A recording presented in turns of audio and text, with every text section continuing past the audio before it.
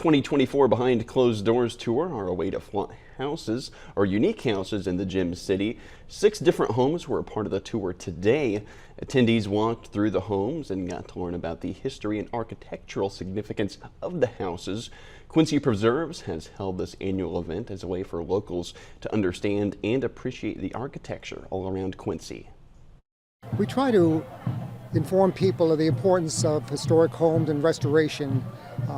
I've been doing this now for over 20 years, and it's the love of my life, and many of the homeowners here feel the same way. Each year, different architectural styles are shown. The money raised stays in Quincy and goes towards preservation and scholarship programs. Well, barbecue lovers